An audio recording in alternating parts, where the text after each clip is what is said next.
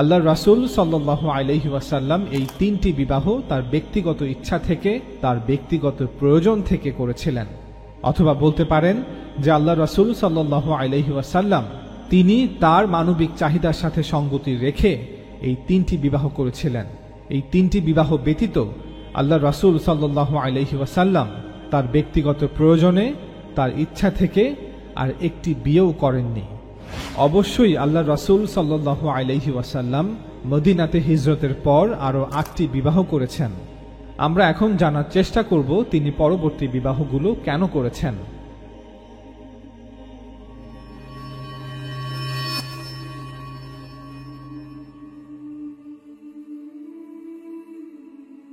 আমরা সবাই জানি যে ২৪-২৫ বছর বয়সে নবী সাল্লাল্লাহু আলাইহি ওয়াসাল্লাম খাদিজা রাদিয়াল্লাহু তাআলা আনহাকে বিয়ে করেছিলেন।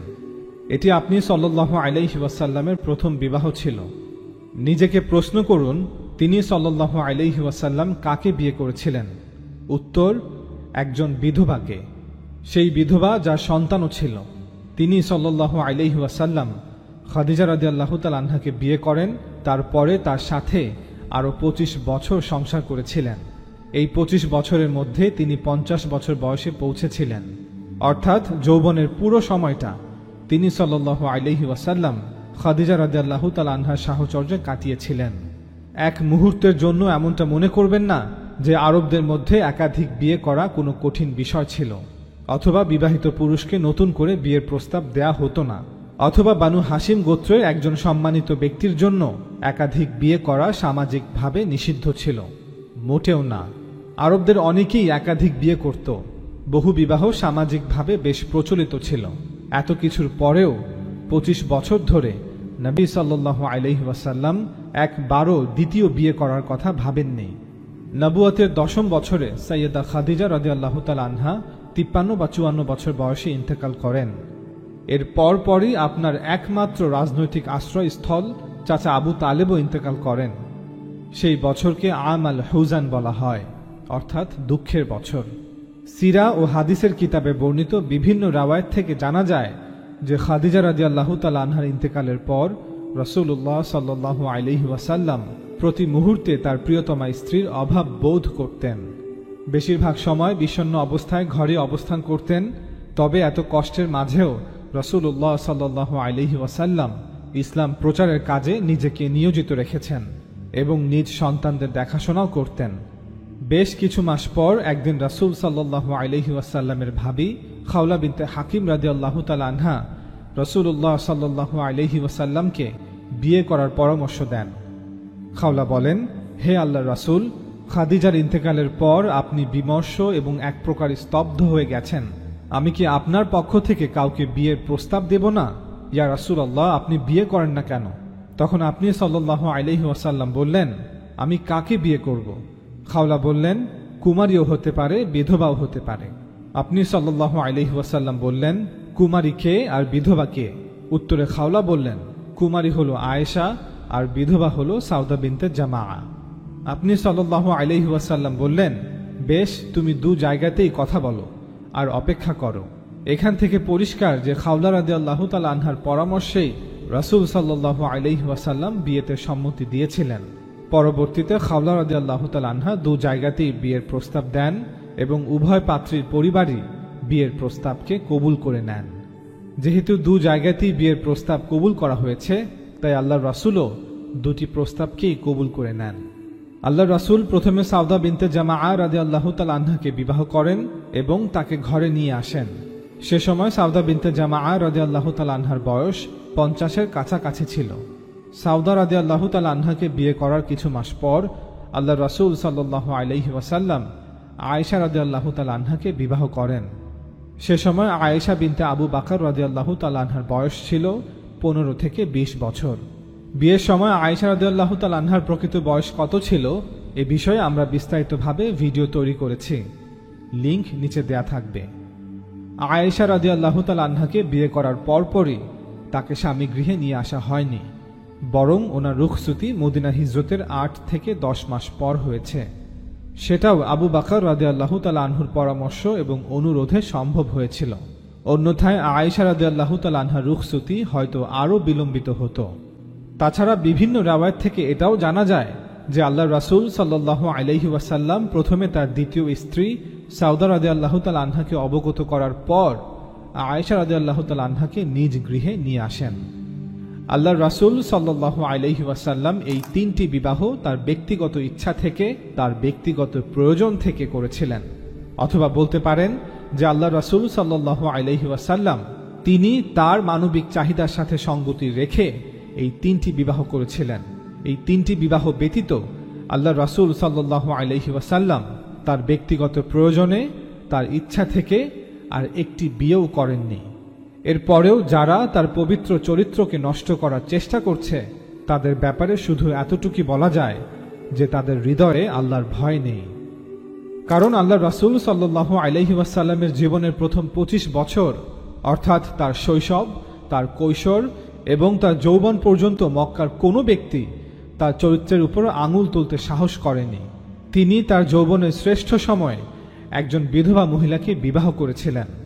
আরবের সমাজে বহু বিবাহের বেশ প্রচলন থাকা সত্ত্বেও যিনি একজন মহিলা সাহচর্যে কম বেশি 25 বছর কাটিয়েছেন এবং যখন তিনি দ্বিতীয়বার বিয়ে করেছিলেন সেটি প্রথম স্ত্রীর মৃত্যুর পরে হয়েছিল এবং তাও 50 বছর বয়সী একজন বিধবার সাথে, এবং তিনি তার সমগ্র জীবনে শুধুমাত্র একজন কুমারী মহিলাকে বিয়ে করেছিলেন এবং যার রুখসতি কয়েক বছর বিলম্বিত করেছিলেন। এমন ব্যক্তিত্ব সম্পর্কে শুধুমাত্র একজন মানসিকভাবে অসুস্থ ব্যক্তি ভাবতে পারে যে 55 বছর বয়সে পৌঁছানোর পর হঠাৎ করেই রাসূল সাল্লাল্লাহু আলাইহি ওয়াসাল্লাম বিবাহের জন্য অতৃপ্ত তৃষ্ণা অনুভব করছিলেন এবং নিজের দৈহিক ইচ্ছা চরিতার্থ করার জন্য তিনি নিজের দ্বারা তৈরি আইন সংশোধন করেছিলেন এবং একের পর এক নারীদেরকে বিয়ে করতে শুরু করেছিলেন। অবশ্যই আল্লাহ রাসূল সাল্লাল্লাহু আলাইহি ওয়াসাল্লাম মদিনাতে হিজরতের পর আরও 8টি বিবাহ করেছেন। আমরা এখন জানার চেষ্টা করব তিনি পরবর্তী বিবাহগুলো কেন করেছেন। আমি আগেই বলেছি যে বিবাহের একটি দিক হলো যেখানে একজন মানুষ তার মানবিক চাহিদা পূরণের জন্য বিয়ে করে থাকে। বিবাহের আরেকটি দিক হলো যেখানে সমাজের প্রয়োজনগুলি সামনে চলে আসে। তখন সমাজের চাহিদাগুলো পূরণের জন্য সমাজে বিভিন্ন শ্রেণীর ব্যক্তিদেরকে বিয়ে করতে হয়। আল্লাহর রাসূল হিসেবে যে সমাজে আল্লাহর দ্বীনের দাওয়াত পৌঁছে দিচ্ছিলেন সেটি ছিল একটি গোত্রতান্ত্রিক সমাজ। আল্লাহ তাআলা তার রাসূলের মাধ্যমে পবিত্র কোরআনে ঘোষণা করেছেন যে তিনি তার ধর্মকে এবং তার রাসূলকে এই আরবের ভূমিতে বিজয়ী করবেনই এবং এই রাসূলের মোকাবেলায় যারাই আসবে তাদেরকে রাসূলের অনুসারীদের মাধ্যমে ধ্বংস করবেনই। আল্লাহ তাআলা বলেন, হুয়াল্লাযী আরসালা রাসূলাহু বিল হুদা ওয়া দীনিল হক লিইয়ুযহিরাহু আলাদ দীনি কুল্লিহি। তিনি তার রাসূলকে পথনির্দেশ ও সত্য দ্বীন সহ তোমাদের কাছে প্রেরণ করেছেন আরবের সমস্ত দ্বীনের উপর একে জয়যুক্ত করার জন্য, আর সাক্ষী হিসেবে আল্লাহই যথেষ্ট। সূরা ফাতহ আয়াত 28। আল্লাহ তাআলা আরো বলেন, কাতিলুহুম ইউআযিবুহুমুল্লাহু বিআইদিকুম। তোমরা তাদের সাথে লড়াই করো, আল্লাহ তোমাদের হাতে তাদেরকে আযাব দেবেন এবং তাদেরকে এই আরব ভূমিতে অপদস্থ করবেন। সূরা তাওবা আয়াত 14। এ বিষয়ে আমরা এই ভিডিও সিরিজে বিস্তারিতভাবে আলোচনা করেছি, লিংক নিচে দেয়া থাকবে। আল্লাহর দ্বীনকে আরবে বিজয় করতে হলে স্পষ্টতই বিরোধীদের বিরুদ্ধে যুদ্ধ হবে, উত্থান পতন হবে, আল্লাহর রাসূল এবং মুসলমানদের উপর বিভিন্ন বিপত্তি আপতিত হবে, হিজরত হবে, বাড়িঘর পরিত্যাগ করতে হবে, আল্লাহর জামাত এবং শয়তানের জামাতের মধ্যে মোকাবেলা হবে। এই সকল সংগ্রামগুলোকে বিবেচনায় রেখে এখন নিজেকে প্রশ্ন করুন যে মদিনায় হিজরতের পর কি এমন প্রয়োজন দেখা দিল যার ফলে আল্লাহর রাসূল সাল্লাল্লাহু আলাইহি ওয়াসাল্লামকে একাধিক বিয়ে করতে হয়েছিল। এই প্রশ্নের সংক্ষিপ্ত উত্তর হচ্ছে, আল্লাহর দ্বীনকে আরবে বিজয় করতে গিয়ে আল্লাহর রাসূল এবং মুসলমানদের এক দীর্ঘ সংগ্রাম আর যুদ্ধের সম্মুখীন হতে হয়েছিল। সেই দীর্ঘ সংগ্রাম আর যুদ্ধ হতে প্রতিনিয়ত নানাবিধ সমস্যার উদ্ভব হচ্ছিল, যেগুলোর দ্রুত সমাধানও অতীব প্রয়োজনীয় ছিল। মূলত সেই পাহাড় সম সমস্যাগুলোর কিছু সমাধানার্থেই নবী সাল্লাল্লাহু আলাইহি ওয়াসাল্লাম এবং পুরুষ সাহাবাদেরকে একাধিক বিয়ে করতে হয়েছিল। মনে রাখবেন, আল্লাহর রাসূল হিসেবে যে সমাজে আল্লাহর দ্বীনের দাওয়াত পৌঁছে দিচ্ছিলেন সেটি ছিল একটি গোত্রতান্ত্রিক সমাজ। চলুন এবার এই প্রশ্নের একটি বিশদ উত্তর দেওয়ার চেষ্টা করি। মদিনায় হিজরতের দ্বিতীয় এবং তৃতীয় বছরে মুসলিমরা দুটি বড় যুদ্ধের সম্মুখীন হয়, বদরের যুদ্ধ এবং উহুদের যুদ্ধ। উভয় যুদ্ধেই অনেক সাহাবা শহীদ হয়েছিলেন। বদরের যুদ্ধে 14 জন এবং উহুদের যুদ্ধে প্রায় 70 জন সাহাবা শহীদ হন বলে জানা যায়। সাহাবাদের মৃত্যুর পর অনেক নারীরা বিধবা এবং শিশুরা এতিম হয়ে যায়। ভেবে দেখুন, ছোট একটি জনবসতি মাদিনা, যেখানে মাত্রই শখানেক মানুষ মক্কা থেকে হিজরত করে এসেছে, যারা পরপর দুটি যুদ্ধের মোকাবেলা করেছে, যেখানে 80টির অধিক পরিবারের নারীরা বিধবা এবং শিশুরা এতিম হয়ে পড়েছে। আল্লাহ তাআলা নিজে এই সামাজিক বিপর্যয়ের প্রতি মুসলমানদের দৃষ্টি আকর্ষণ করেছেন। তিনি সূরা নিসাতে বলেন, ইয়াতিমদেরকে তাদের ধন সম্পত্তি বুঝিয়ে দাও এবং পবিত্রতার সাথে অপবিত্রতার বিনিময় করো না। তোমাদের ধন সম্পত্তির সাথে তাদের ধন সম্পত্তি মিশ্রিত করে ভোগ করো না। নিশ্চয়ই এটা গুরুতর অপরাধ। আর যদি তোমরা আশঙ্কা করো যে ইয়াতিমদের ব্যাপারে তোমরা ইনসাফ করতে পারবে না, তাহলে তোমরা নারীদেরকে বিয়ে করো, অর্থাৎ এই এতিমদের মাদেরকে বা তাদের বোনদেরকে বিয়ে করো, যাকে তোমাদের ভালো লাগে, 2টি, 3টি অথবা 4টি। আর যদি ভয় করো যে তোমরা একাধিক বিবিদের মধ্যে সমান আচরণ করতে পারবে না, তবে একটি বিয়ে করো। সূরা নিসা আয়াত 2 এবং 3। আল্লাহ তাআলা এই আয়াতগুলোর মাধ্যমে মুসলিমদের উপদেশ দিচ্ছেন যে এই নিষ্পাপ এতিমদের লালন পালন এখন তোমাদের দায়িত্ব। এই দায়িত্ব আদায় করতে গিয়ে যদি তাদের মা বা তাদের প্রাপ্তবয়স্ক বোনদের বিয়ে করতে হয়, তবে মুসলিম সমাজের পুরুষরা যেন এই ভালো কাজে এগিয়ে আসে। যেহেতু আরব সমাজে অনেক আগ থেকেই বহু বিবাহ প্রথা প্রচলিত আছে, তবে এই সামাজিক প্রথাকে কেন এমন ভালো কাজে ভালো উদ্দেশ্যে ব্যবহার করা হবে না, যাতে করে বিধবা নারীরা এবং তাদের সন্তানরা নতুন করে আশ্রয় খুঁজে পায়। আল্লাহ তাআলার এই নির্দেশ বা উপদেশ নাজিলের পর আল্লাহ রাসূল সাল্লাল্লাহু আলাইহি ওয়াসাল্লাম এবং সাহাবাদের মধ্যে সামর্থ্যবান অনেকেই এই বিধবা নারীদের বিবাহ করেন। আল্লাহ রাসূল সাল্লাল্লাহু আলাইহি ওয়াসাল্লাম আল্লাহ তাআলার এই আদেশ মোতাবেক এ সময় 3 জন বিধবা নারীকে বিবাহ করেন।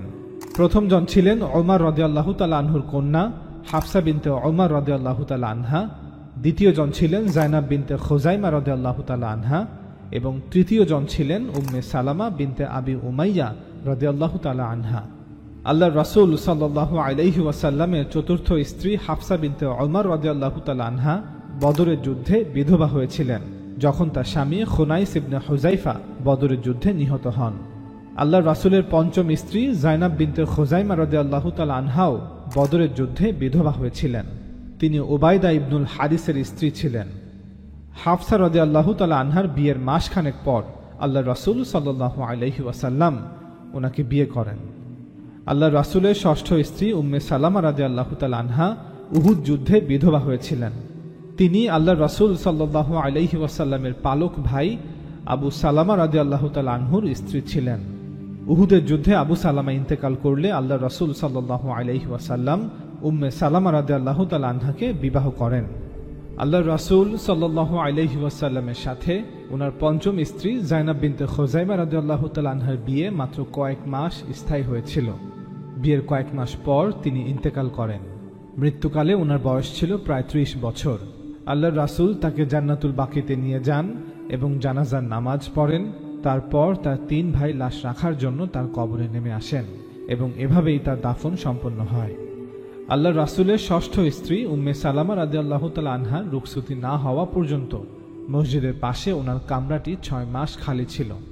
যায়েনব বিনতে খুজাইমা রাদিয়াল্লাহু তাআলা আনহার ইন্তেকালের পর আল্লাহর রাসূল সাল্লাল্লাহু আলাইহি ওয়াসাল্লামের ঘরে এখন মোট 4 জন স্ত্রী ছিলেন। সাউদা রাদিয়াল্লাহু তাআলা আনহা, আয়েশা রাদিয়াল্লাহু তাআলা আনহা, হাফসা রাদিয়াল্লাহু তাআলা আনহা এবং উম্মে সালামা রাদিয়াল্লাহু তাআলা আনহা।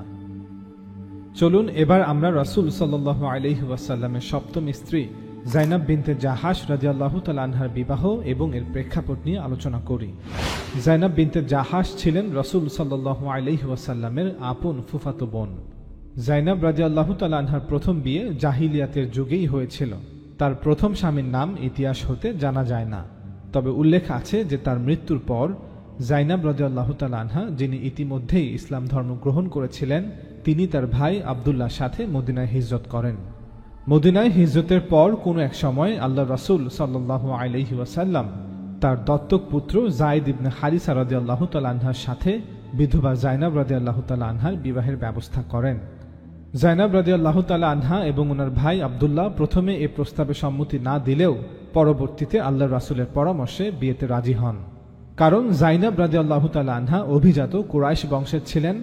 অন্যদিকে হারিসার পুত্র যায়েদ রাদিয়াল্লাহু তাআলা আনহু একজন প্রাক্তন কৃতদাস ছিলেন।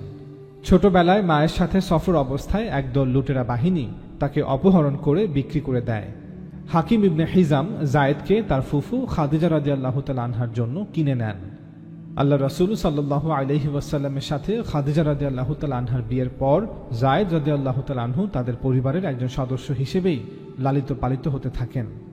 পরবর্তীতে যায়েদের পিতা হারিসা আল্লাহ রাসূলের কাছে মুক্তিপণের শর্তের বিনিময়ে স্বীয় পুত্র যায়েদকে মুক্ত করে নিতে চাইলে যায়েদ রাদিয়াল্লাহু তাআলা আনহু নিজের পিতামাতাকে ছেড়ে নবী সাল্লাল্লাহু আলাইহি ওয়াসাল্লামের দাসত্ব বেছে নেন।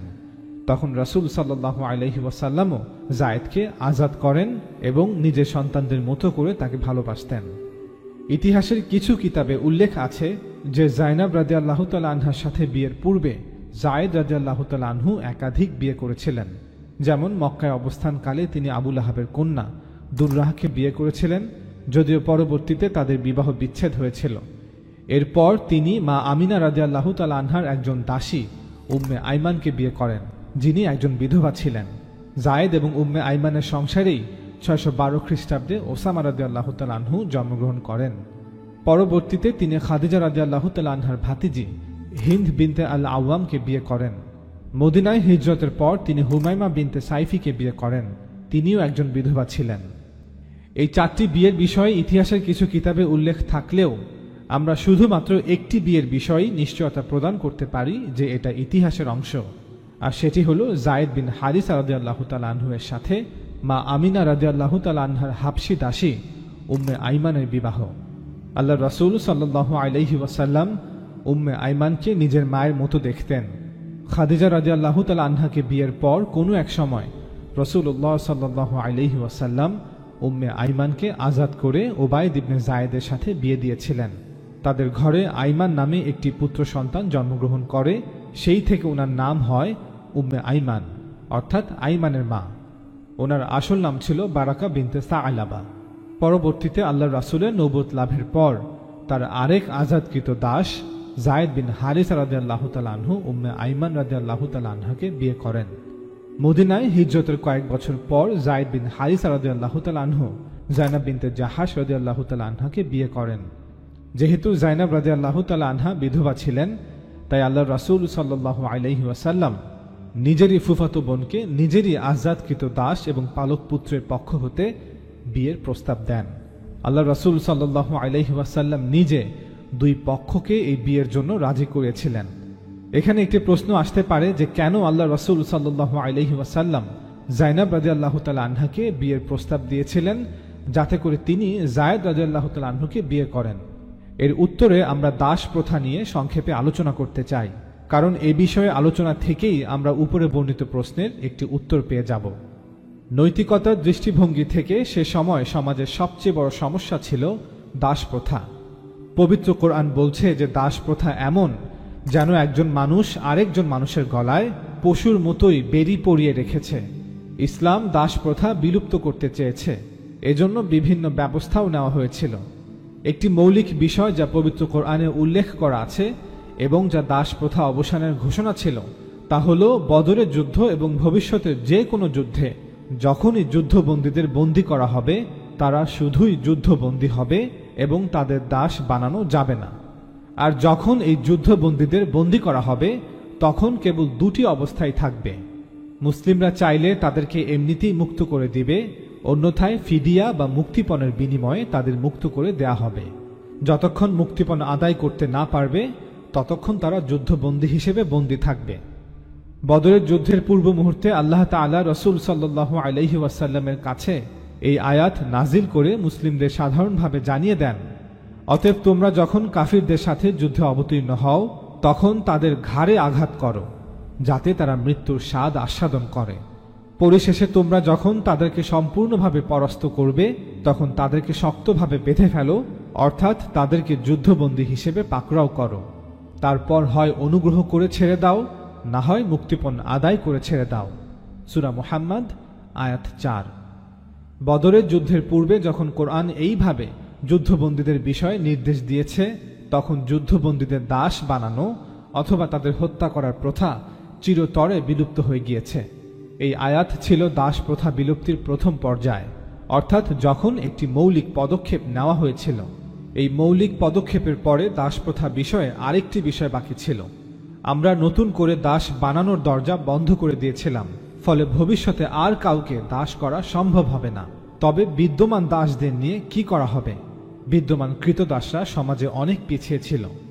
সমাজে পিছিয়ে পড়া মানুষদের মর্যাদা পুনঃপ্রতিষ্ঠা করা, স্বাধীন মানুষদের সমমর্যাদায় তাদেরকে নিয়ে আসা, এটা একদিনে বা একটি মাত্র আদেশে সম্ভব হয় না। তাই আল্লাহ তাআলা বেশ কিছু দীর্ঘমেয়াদী ব্যবস্থা গ্রহণ করেছিলেন, যার মাধ্যমে বিদ্যমান দাসদের মর্যাদা সমাজে বৃদ্ধি করা যায়। এর মধ্যে একটি হল, আল্লাহ তাআলা বলেন, তোমাদের মালিকানাধীন দাস দাসীদের মধ্যে যারা মুক্তির জন্য লিখিত চুক্তি করতে চায় তাদের সাথে তোমরা লিখিত চুক্তি করো। যদি তোমরা তাদের মধ্যে কল্যাণ আছে বলে জানতে পারো, তবে আল্লাহ তোমাদেরকে যে সম্পদ দিয়েছেন তার থেকে তোমরা তাদেরকে দাও। সূরা নূর আয়াত 33। অর্থাৎ যদি কোনো দাস বা দাসী তার মালিকের সাথে চুক্তি করে যে সে একটি নির্দিষ্ট সময়ের মধ্যে একটি নির্দিষ্ট পরিমাণ অর্থ তার মালিককে প্রদান করবে, অথবা সে তার মালিকের জন্য একটি নির্দিষ্ট পরিষেবা সম্পাদন করবে, অতঃপর যদি সেই দাস বা দাসী এই দুটির মধ্যে যে কোনো একটি সফলভাবে পূরণ করতে পারে, তবে তার মালিক তাকে মুক্ত করতে বাধ্য থাকবে।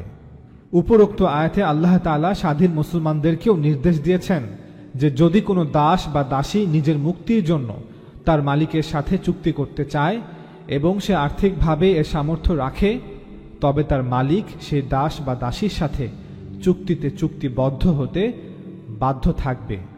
এই আয়াতে আরও বলা হয়েছে যে একটি মুসলিম সরকারের উচিত হবে বাইতুল মাল বা সরকারি কোষাগার হতে অর্থ ব্যয় করা, যাতে করে এই ধরনের দাস দাসীদের মুক্তির জন্য তাদেরকে আর্থিকভাবে সাহায্য করা যায়। এই আয়াত থেকে এটাও পরিষ্কার যে এখন থেকে দাস দাসীরাই তাদের সিদ্ধান্তের মালিক। তারা যখনই মুক্তির জন্য চুক্তি করতে চাইবে, তাদের মালিক তখনই সেই চুক্তিতে চুক্তিবদ্ধ হতে বাধ্য থাকবে, অবশ্যই যুক্তিযুক্ত কারণে, যা উপরে বর্ণিত হয়েছে। এ বিষয়ে আমরা এই ভিডিওটিতে বিস্তারিতভাবে আলোচনা করেছি, লিংক নিচে দেয়া থাকবে। তাছাড়া বিদ্যমান দাসদের মর্যাদা সমাজে বৃদ্ধি করার জন্য আল্লাহ তাআলা মদিনার স্বাধীন নারী এবং স্বাধীন পুরুষদেরকে দাস দাসীদের মধ্য হতে যাকে পছন্দ হয় তাকে বিয়ে করতে উৎসাহিত করেছেন। আল্লাহ তাআলা বলেন, তোমরা তোমাদের মধ্যকার অবিবাহিত নারী পুরুষ এবং তোমাদের দাস দাসীদের মধ্যে যারা বিবাহের জন্য উপযুক্ত তাদের বিবাহ দাও। তারা অভাবী হলে আল্লাহ নিজ অনুগ্রহে তাদেরকে অভাবমুক্ত করে দেবেন। আল্লাহ প্রচুর দানকারী, সর্ববিষয়ে জ্ঞাত। সূরা নূর আয়াত 32। আল্লাহ তাআলা আরো বলেন, আর তোমাদের মধ্যে কারো স্বাধীন মুমিন নারীদের বিয়ে সামর্থ্য না থাকলে তোমরা তোমাদের অধিকারভুক্ত ঈমানদার দাসী বিয়ে করবে, আর আল্লাহ তোমাদের ঈমান সম্পর্কে অধিক জ্ঞাত। তোমরা একে অন্যের থেকে এসেছ, অর্থাৎ সবাই আদম হাওয়ার সন্তান। তোমরা একে অপরের সমান, সুতরাং তোমরা তাদেরকে তাদের মালিকদের অনুমতিক্রমে বিবাহ করো এবং ন্যায়সঙ্গতভাবে তাদেরকে তাদের মোহর দিয়ে দাও, যেভাবে স্বাধীন নারীদের মোহর আদায় করো। সূরা নিসা আয়াত 25। আল্লাহ তাআলা আরো বলেন, আর তোমরা মুশরিক নারীদের বিয়ে করো না যতক্ষণ না তারা ঈমান আনে, এবং মনে রাখবে যে একজন মুমিন দাসী মুশরিক নারীর চেয়ে নিশ্চয় উত্তম, যদিও মুশরিক নারী তোমাদেরকে মুগ্ধ করে। আর কোনো মুমিন নারীকে মুশরিক পুরুষদের সাথে বিয়ে দিও না যতক্ষণ না তারা ঈমান আনে। আর মনে রাখবে একজন মুমিন দাস একজন মুশরিক পুরুষের চেয়ে উত্তম, যদিও মুশরিক পুরুষ তোমাদেরকে মুগ্ধ করে। সূরা বাকারা আয়াত 221। আল্লাহ তাআলা এই আয়াতগুলোর মাধ্যমে স্বাধীন মুসলমান নারী পুরুষদের উৎসাহ দিচ্ছিলেন যাতে করে তারা মুসলিম দাস দাসীদের বিয়ে করে। নিঃসন্দেহে তৎকালীন সমাজে অমুসলিমদের জন্য তো বটেই, মুসলমানদের জন্য এটি একটি কঠিন কাজ ছিল। তাই আল্লাহ তাআলাও এ ব্যাপারে কোনো আদেশ না দিয়ে মুসলমান নারী পুরুষদের উৎসাহিত করেছেন বিশেষ করে আর্থিকভাবে দরিদ্র মুসলমান নারী পুরুষদের উৎসাহিত করেছেন। আশা করি এখন সকলে অনুধাবন করতে পারছেন যে কেন আল্লাহ রাসূল সাল্লাল্লাহু আলাইহি ওয়াসাল্লাম তার আপন ফুফাতো বোন জাইনাব রাদিয়াল্লাহু তাআলা আনহাকে প্রস্তাব দিয়েছিলেন যাতে করে তিনি একজন আজাদ করা গোলামকে বিয়ে করেন। যেহেতু সমাজের মানুষ দাস দাসীকে বিয়ে করা স্বাভাবিক মনে করত না, তাই আল্লাহ রাসূল আল্লাহ তাআলার উপদেশ বাস্তবায়নে চেষ্টা করেছিলেন যাতে করে সমাজ থেকে এই নেতিবাচক মনোভাব দূর হয়ে যায়। জাইনাব রাদিয়াল্লাহু তাআলা আনহার সাথে যায়েদ রাদিয়াল্লাহু তাআলা আনহুর বিয়ের পর থেকেই বেশ কিছু সমস্যা দেখা দেয়। তাদের মধ্যে স্বাভাবিক কারণেই সামঞ্জস্য ছিল না। আমাদের মনে রাখতে হবে যে সামাজিক সংস্কার বা সমাজের মানুষের দৃষ্টিভঙ্গি কিছু পদক্ষেপ বা সিদ্ধান্তের মাধ্যমেই পরিবর্তিত হয় না, এজন্য প্রয়োজন দীর্ঘ সময়। চলুন এ পর্যায়ে আমরা জেনে নেই যে আল্লাহ তাআলা এ বিষয়ে কি বলেছেন। আল্লাহ তাআলা বলেন, আল্লাহ যাকে অনুগ্রহ করেছেন এবং আপনিও যার প্রতি অনুগ্রহ করেছেন, আপনি তাকে বারবার বলেছিলেন, যায়েদ, তুমি তোমার স্ত্রীর সাথে সম্পর্ক বজায় রাখো এবং আল্লাহকে ভয় করো। আর আপনি আপনার অন্তরে গোপন করছিলেন এমন কিছু যা আল্লাহ প্রকাশ করে দিচ্ছেন, এবং আপনি লোকদেরকে ভয় করছিলেন, অথচ আল্লাহকেই ভয় করা আপনার পক্ষে অধিকতর সঙ্গত।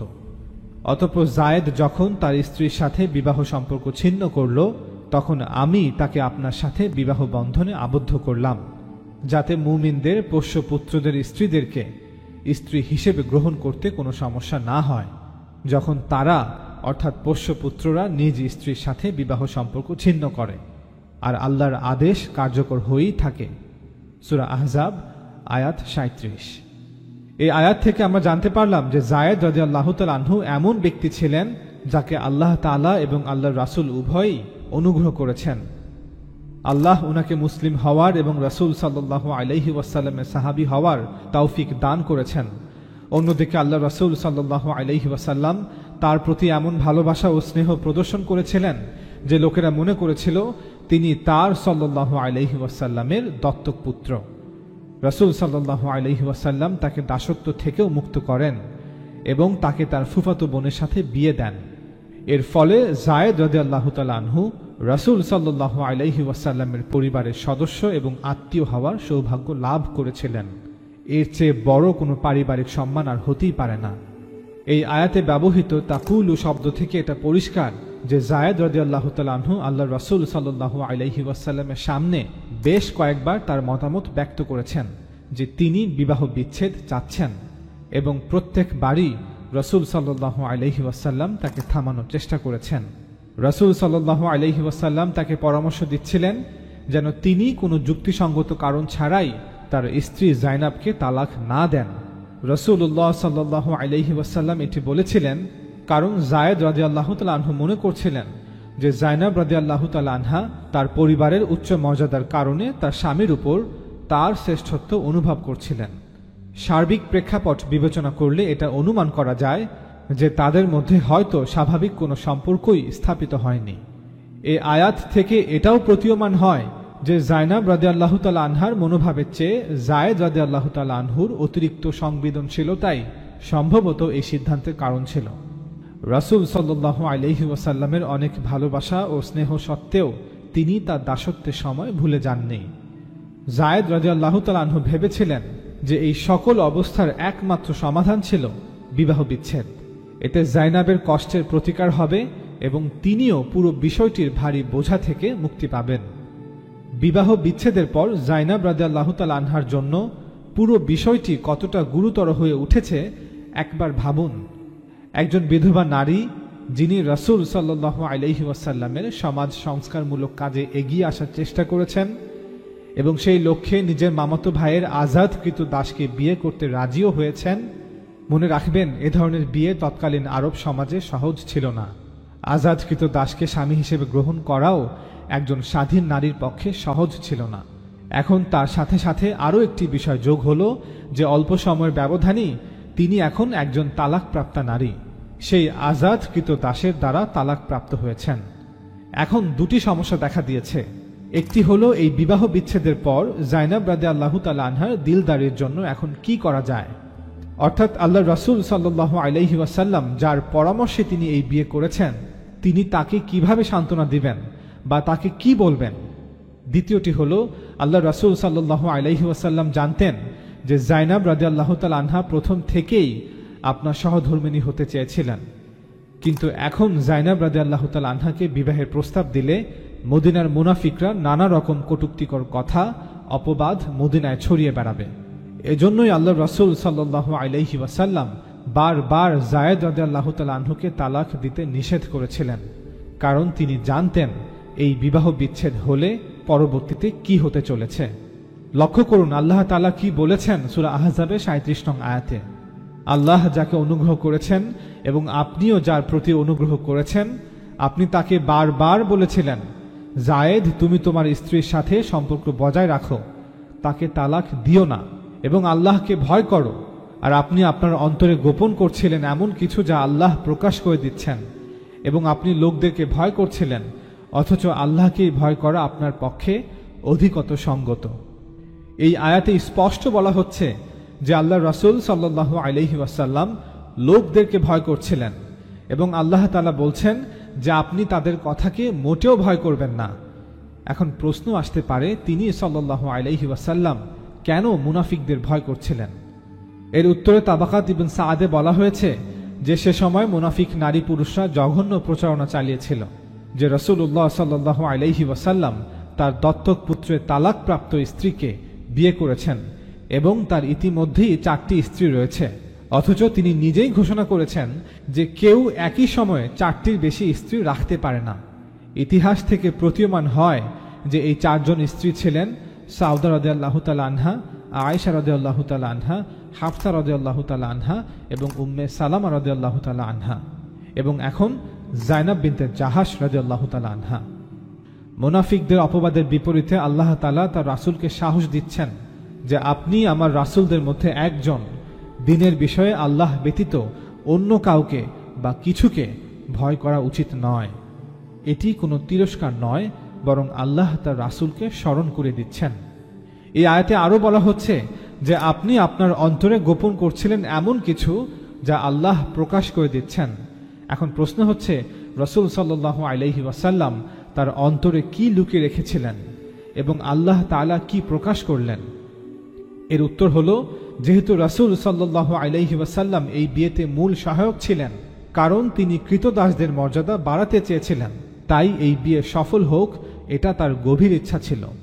এ কারণেই তিনি যায়েদ রাদিয়াল্লাহু তাআলা আনহুকে তালাক দেওয়া থেকে বিরত রাখার জোর চেষ্টা করেন। নবী সাল্লাল্লাহু আলাইহি ওয়াসাল্লাম মনে করেছিলেন যে যদি তালাক হয়ে যায় তবে জাইনাব রাদিয়াল্লাহু তাআলা আনহা দ্বিগুণ ক্ষতি অনুভব করবেন। তাকে সান্ত্বনা দেওয়ার জন্য এবং গোটা পরিস্থিতির সংশোধন করার একমাত্র বিকল্প হবে যে তিনি সাল্লাল্লাহু আলাইহি ওয়াসাল্লাম নিজেই তাকে বিয়ে করবেন। এমনটা হলে নিশ্চিতভাবেই মুনাফিকরা ব্যাপক প্রচার চালাবে যে দেখো মুহাম্মদ তার দত্তক পুত্রের স্ত্রীকে বিয়ে করেছে, তাই তিনি জাইনাব রাদিয়াল্লাহু তাআলা আনহার সাথে বিয়ের সম্পর্কে জড়াতে চাননি। অতএব কারণে তিনি সাল্লাল্লাহু আলাইহি ওয়াসাল্লাম এই বিবাহ বিচ্ছেদ আটকাতে চেয়েছিলেন, কিন্তু আল্লাহ চেয়েছিলেন যাতে এই বিবাহ সংঘটিত হয়। এর ফলে নবী সাল্লাল্লাহু আলাইহি ওয়াসাল্লামের মাধ্যমে জাহিলিয়াতের যুগের একটি ভুল প্রথার সংস্কার হবে।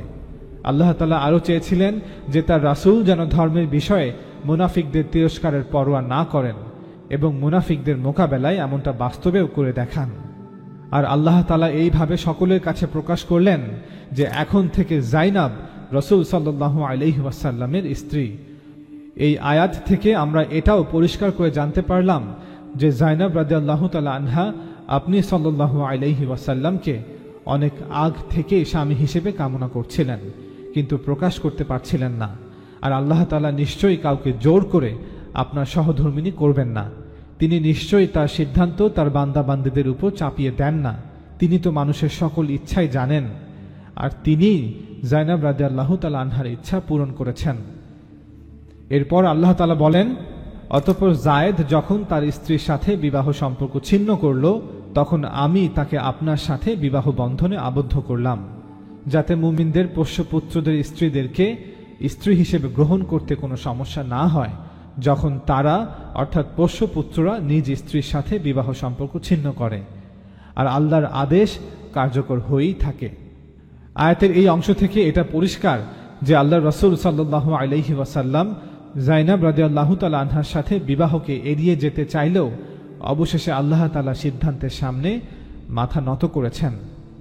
এই বিবাহের ক্ষেত্রে আল্লাহ রাসূলের পক্ষ থেকে উদ্যোগ নেওয়া হয়নি, বরং আল্লাহ তাআলা জানিয়ে দিয়েছেন যে তোমার আপন ফুফাতো বোন যায়নাব এখন থেকে তোমার সহধর্মিণী। যায়নাব রাদিয়াল্লাহু তাআলা আনহার সাথে আল্লাহ রাসূলের বিবাহ বিষয়ে তাফসিরে তাবারি সহ অন্যান্য কিছু কিতাবে একটি জাল বানোয়াট রাওয়ায়াত বর্ণনা করা হয়েছে। যদিও এই কোরআন বিরোধী রাওয়ায়াতগুলো নিয়ে আলোচনার কোনো প্রয়োজন ছিল না, তবে সংশয় থেকে সকলকে নিরাপদ রাখতেই বাকি আলোচনা। প্রথমেই আমাদের জেনে নেওয়া উচিত যে ইমাম তাবারি ভালো খারাপ সকল ব্যক্তির কাছ থেকেই বর্ণনা গ্রহণ করেছেন। তার তারিখে তাবারি গ্রন্থের ভূমিকায় তিনি লিখেন, আমি পাঠকদের সতর্ক করতে চাই যে এই বইয়ে আমি কিছু মানুষ আমার নিকট যে খবর বর্ণনা করেছে তার উপর নির্ভর করে সবকিছু লিখেছি। আমি কোনো যাচাই বাছাই ছাড়াই গল্পগুলোর উৎস হিসেবে বর্ণনাকারীদের ধরে নিয়েছি।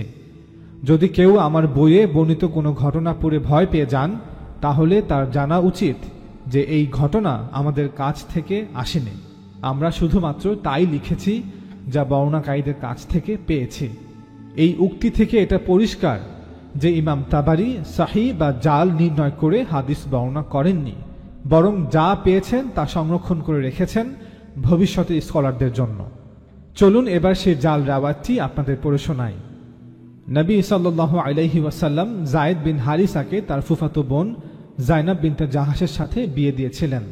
একদিন নবী সাল্লাল্লাহু আলাইহি ওয়াসাল্লাম তাকে অর্থাৎ যায়েদকে খুঁজতে তার বাসায় গেলেন।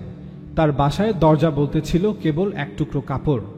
বাতাসে কাপড়টি উড়ে গেল এবং যায়নাবকে প্রকাশ করে দিল। তার পা অনাবৃত ছিল। তিনি নবীর হৃদয়ে জায়গা করে নিলেন এবং তারপর থেকে যায়নাব অপরজনকে অর্থাৎ যায়েদকে ঘৃণা করতেন। একদিন যায়েদ নবী সাল্লাল্লাহু আলাইহি ওয়াসাল্লামের কাছে এসে বললেন, হে আল্লাহর নবী, আমি আমার স্ত্রীকে ত্যাগ করতে চাই। তিনি সাল্লাল্লাহু আলাইহি ওয়াসাল্লাম বললেন, কেন? তার কোনো কিছু কি তোমাকে চিন্তায় ফেলে দিয়েছে? তিনি উত্তর দিলেন, না, আল্লাহর শপথ, আমাকে চিন্তায় ফেলার মতো কিছুই সে করেনি। আমি তো তার মাঝে কেবল ভালোই দেখেছি। তারপর নবী সাল্লাল্লাহু আলাইহি ওয়াসাল্লাম বললেন, তুমি তোমার স্ত্রীর সাথে থাকো এবং তার ব্যাপারে আল্লাহকে ভয় করো।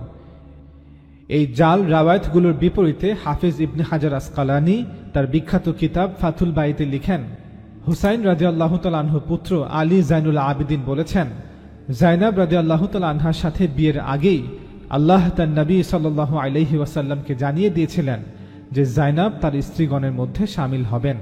তারপর যখন যায়েদ রাদিয়াল্লাহু তাআলা আনহু নবী সাল্লাল্লাহু আলাইহি ওয়াসাল্লামের কাছে এসে যায়নাব সম্পর্কে নিজের অসন্তুষ্ট মনোভাব প্রকাশ করলেন, তখন নবী সাল্লাল্লাহু আলাইহি ওয়াসাল্লাম যায়েদকে বলেছিলেন, আল্লাহকে ভয় করো এবং তোমার স্ত্রীর সাথে সম্পর্ক বজায় রাখো।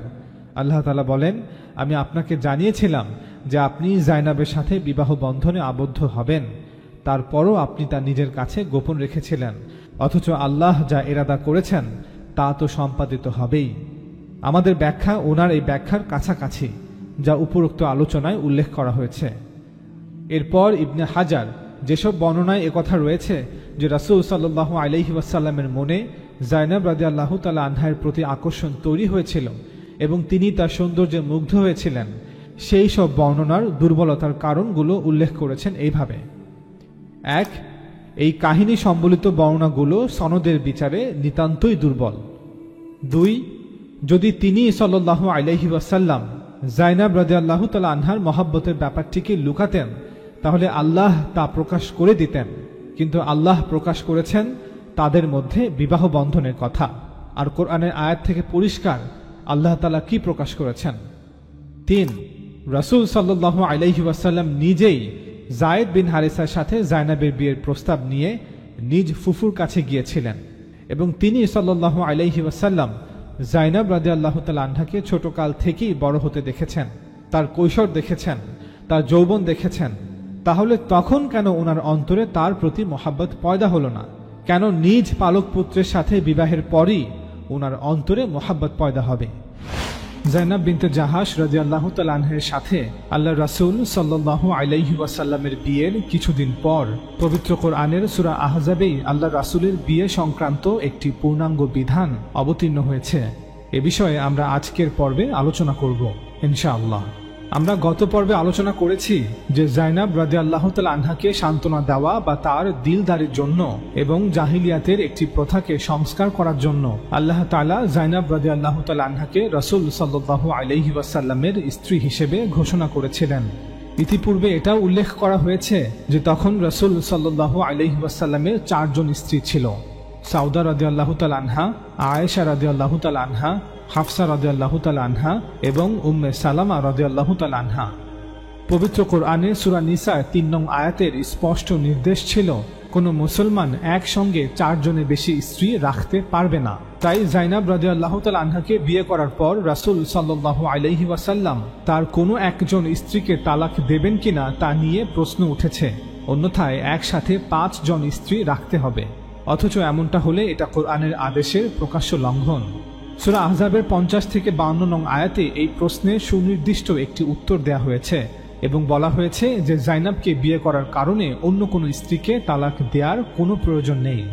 এই আয়াতগুলোতে রাসূল সাল্লাল্লাহু আলাইহি ওয়াসাল্লামের জন্য বিবাহের সংখ্যার নিষেধাজ্ঞা তুলে নেওয়া হয়েছিল, যা সাধারণ মুসলমানদের উপর আরোপ করা হয়েছিল, অর্থাৎ একটি বিশেষ আইন যা বিশেষভাবে নবী সাল্লাল্লাহু আলাইহি ওয়াসাল্লামের জন্য ছিল। তবে তার সাথে সাথে নবী সাল্লাল্লাহু আলাইহি ওয়াসাল্লামের উপর আরোপ করা হয়েছিল বেশ কিছু নতুন বিধিনিষেধ, যা সাধারণ মুসলমানদের জন্য ছিল না। আমরা প্রথমে এই আয়াতগুলো আপনাদের পড়ে শোনাবো, তারপর এর ব্যাখ্যায় যাব। আফগান পাকিস্তান সীমান্ত অঞ্চল চিত্রালে তৈরি আফগানি পাকুল বা পাশতুন টুপি সংগ্রহ করতে আমাদের দ্য বিলিভার সুক ফেসবুক পেজে অথবা হোয়াটসঅ্যাপ নাম্বারে অর্ডার করুন। অর্ডার করতে নিচে ডেসক্রিপশন বক্সে দেয়া লিঙ্কে ক্লিক করুন। আল্লাহ তাআলা বলেন, হে নবী, জাইনাবকে বিয়ে করার কারণে কোনো স্ত্রীকে তালাক দেওয়ার কোনো প্রয়োজন নেই, কারণ এই বিয়ে সত্ত্বেও আমি তোমার জন্য তোমার সকল স্ত্রীদেরকে হালাল করেছি যাদেরকে তুমি মোহরানা দিয়েছ।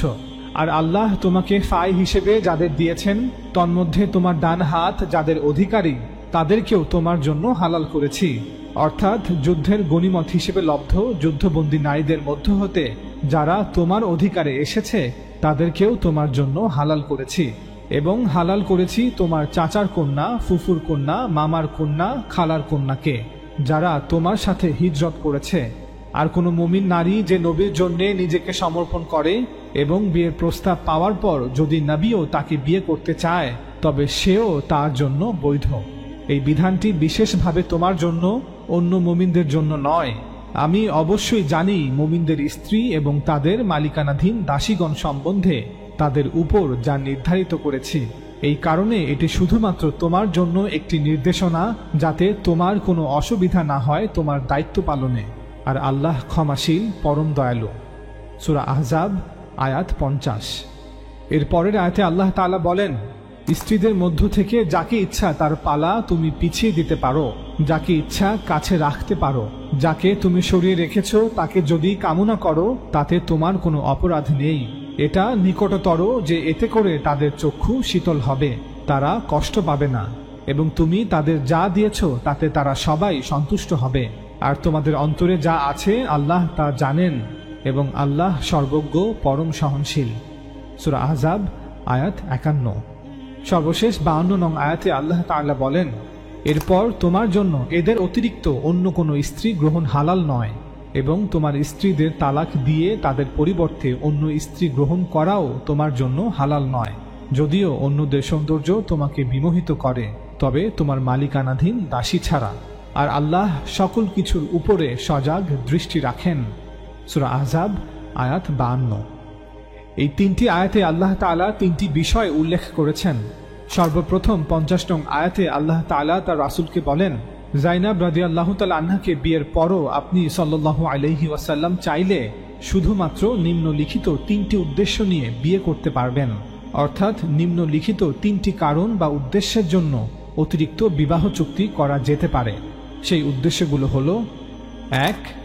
সম্ভ্রান্ত পরিবারের নারীরা যারা এখন রাসূল সাল্লাল্লাহু আলাইহি ওয়াসাল্লামের যুদ্ধবন্দী, অর্থাৎ যে সকল সম্ভ্রান্ত পরিবারের নারীরা যারা যুদ্ধের ফলে বন্দী হয়ে রাসূল সাল্লাল্লাহু আলাইহি ওয়াসাল্লামের নিয়ন্ত্রণে এসেছে, এমন পরিস্থিতিতে যদি সে রাজি হয় তবে আপনি তাকে বিয়ে করতে পারেন, যাতে সমাজে তাদের পূর্বের সেই মর্যাদা, সম্মান এবং অবস্থান বজায় থাকে।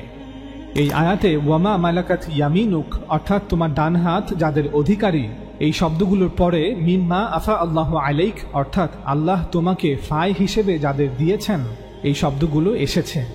আল্লাহ তাআলা মা মালাকাত ইয়ামিনুকের পরে মিম্মা আফা আল্লাহু আলাইক শব্দগুলো উল্লেখ করেছেন, যাতে করে কেউ এটা মনে না করে যে এই আয়াতে ব্যবহৃত মা মালাকাত ইয়ামিনুক দ্বারা কৃতদাস নারীদের বোঝানো হয়েছে। না, বরং এখানে স্বাধীন নারীদেরকে বোঝানো হয়েছে যারা যুদ্ধে বন্দী হিসেবে আটক হয়েছে এবং রাসূল সাল্লাল্লাহু আলাইহি ওয়াসাল্লামের অধিকারে এসেছে। এখন রাসূল সাল্লাল্লাহু আলাইহি ওয়াসাল্লাম চাইলে এই সকল যুদ্ধবন্দী নারীদের মধ্য হতে যে কাউকে তাদের সম্মতিক্রমে বিয়ে করতে পারবেন। এ বিষয়ে আমরা দাস প্রথা সংক্রান্ত ভিডিও সিরিজে বিস্তারিতভাবে আলোচনা করেছি, লিংক নিচে দেয়া থাকবে। 2. রাসূল সাল্লাল্লাহু আলাইহি ওয়াসাল্লামের চাচাতো বোন, ফুফাতো বোন, মামাতো বোন, খালাতো বোন যারা দিনের জন্য নিজের ঘর বাড়ি, পরিবার পরিজন, আত্মীয় স্বজন সবকিছু ত্যাগ করে হিজরত করেছেন।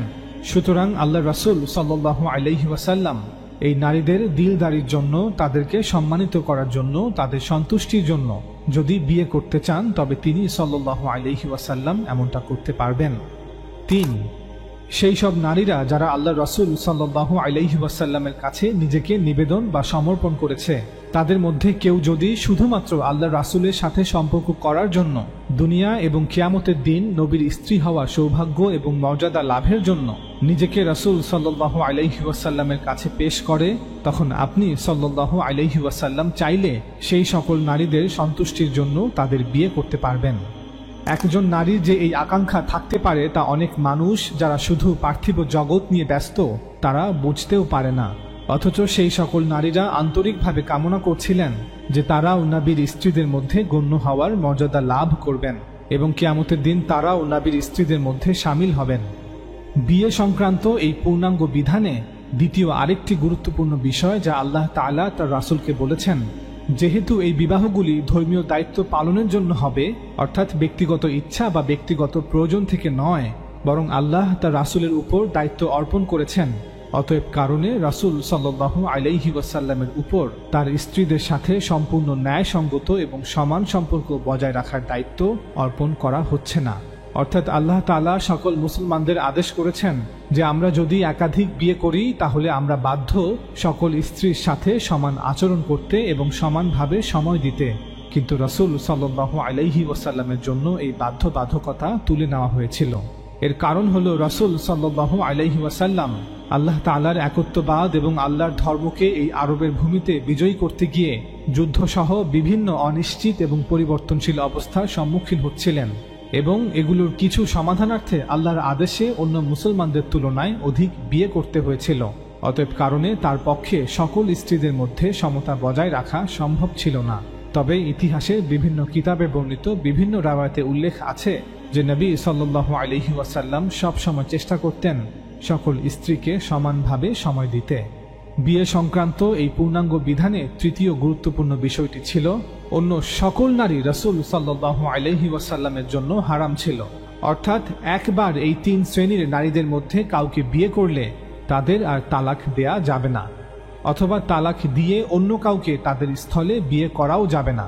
এখন রাসূল সাল্লাল্লাহু আলাইহি ওয়াসাল্লামের কোনো নারীকে যতই পছন্দ হোক না কেন, এখান থেকে এটা স্পষ্ট যে শুধু বিয়ে করা উদ্দেশ্য নয়, বরং একটি ধর্মীয় দায়িত্ব যা রাসূল সাল্লাল্লাহু আলাইহি ওয়াসাল্লামের উপর অর্পণ করা হচ্ছে, যা তিনি সাল্লাল্লাহু আলাইহি ওয়াসাল্লাম পালন করেছেন। তাই এখানে পছন্দ অপছন্দ, সৌন্দর্য লাবণ্য, ব্যক্তিগত আকাঙ্ক্ষা এসব কোথায়? মানুষের ইচ্ছার সাথে এর সম্পর্ক কোথায়? এটি একটি বাধ্যবাধকতা যা পূরণ করতে হবে। আল্লাহ তাআলা চান যে সেই সব নারীরা যারা তাওহীদের আহ্বানে সাড়া দিয়েছেন, যারা আল্লাহর ধর্মকে বিজয়ী করতে গিয়ে এবং এর ফলে তীব্র কষ্ট ও মানসিক আঘাতের শিকার হয়েছেন, অথবা যে সকল মুমিন নারীরা তাদের মধ্যে তীব্র আকাঙ্ক্ষা রাখে যে তারা রাসূলের স্ত্রীদের মধ্যে শামিল হবেন, নবী যেন তাদের প্রস্তাব গ্রহণ করেন এবং তাদেরকে নিজেও বিয়ের প্রস্তাব দেন। নিঃসন্দেহে এই নারীদের জন্য এই বিধান ছিল তাদের প্রভুর কাছ থেকে নিখুঁত করুণার প্রকাশ। এরপর এই সূরার 53 নং আয়াতে আল্লাহ তাআলা বলেন, হে ঈমানদারগণ, রাসূলের মৃত্যুর পর তার স্ত্রীদেরকে বিয়ে করা তোমাদের জন্য কখনো বৈধ নয়। অর্থাৎ একদিকে আল্লাহর রাসূল জীবিত থাকাকালীন অন্য কাউকে বিয়ে করতে পারবেন না, তার কোনো স্ত্রীকে তালাক দিতে পারবেন না, অন্যদিকে তার মৃত্যুর পর ওনার কোনো স্ত্রী নতুন করে কাউকে বিয়ে করতেও পারবেন না। এই আয়াতগুলো থেকে আমরা বুঝতে পারলাম যে কোনো নারী যদি নবীর স্ত্রীদের মধ্যে সামিল হতে চায় তবে তাকে এই শর্তগুলো মেনে নিয়ে বিয়ের প্রস্তাব দিতে হবে। এই সূরার 28 নং আয়াত থেকে 33 নং আয়াতে আল্লাহ তাআলা বলেন, হে নবী, তুমি তোমার স্ত্রীদেরকে বলো, যদি তোমরা দুনিয়ার জীবন ও তার চাকচিক্য কামনা করো তবে আসো আমি তোমাদের ভোগ বিলাসের ব্যবস্থা করে দেই এবং উত্তম পন্থায় তোমাদের বিদায় করে দেই। আর যদি তোমরা আল্লাহ ও তার রাসূল ও পরকালীন নিবাস কামনা করো তবে তোমাদের মধ্য থেকে সৎকর্মশীলদের জন্য আল্লাহ অবশ্যই মহান প্রতিদান প্রস্তুত করে রেখেছেন। হে নবী পত্নীগণ, তোমাদের মধ্যে যে কেউ প্রকাশ্য অশ্লীল কাজ করবে তার জন্য আযাব দ্বিগুণ করা হবে, আর এটা আল্লাহর পক্ষে সহজ। আর তোমাদের মধ্যে যে কেউ আল্লাহ ও তার রাসূলের আনুগত্য করবে এবং নেক আমল করবে আমি তাকে দ্বিগুণ প্রতিদান দেব এবং আমি তার জন্য প্রস্তুত রেখেছি সম্মানজনক রিজিক। হে নবী পত্নীগণ, তোমরা অন্য নারীদের মতো নও। যদি তোমরা তাকওয়া অবলম্বন করো তবে পরপুরুষের সাথে কোমল কণ্ঠে কথা বলো না, তাহলে যার অন্তরে ব্যাধি রয়েছে সে প্রলুব্ধ হয়। আর তোমরা ন্যায়সঙ্গত কথা বলবে। আর তোমরা নিজ গৃহে অবস্থান করবে এবং প্রাক জাহিলি যুগের মতো সৌন্দর্য প্রদর্শন করো না।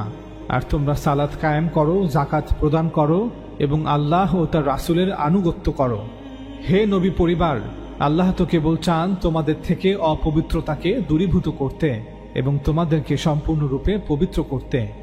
সূরা আহজাব আয়াত 28 থেকে 33।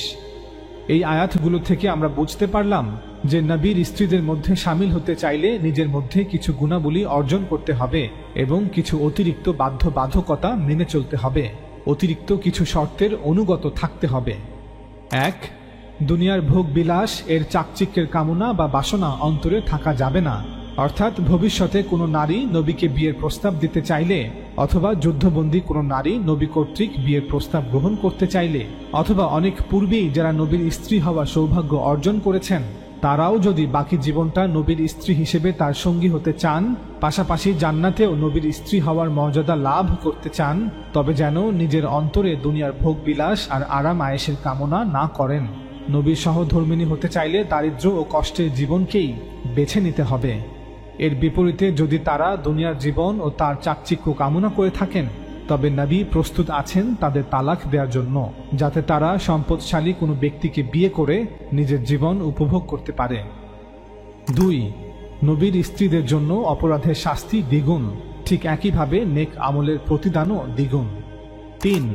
যেহেতু নবীর স্ত্রীরা সাধারণ মুসলিম নারীদের মতো নয়, তাই বিশেষ প্রয়োজন না থাকলে তারা নিজ গৃহেই অবস্থান করবে এবং বাহিরে যাওয়ার প্রয়োজন হলে সাধারণ মুসলমান নারীদের তুলনায় আরও কঠোরভাবে পর্দা রক্ষা করবে, যাতে তাদের চেহারা মোটেও দেখা না যায়।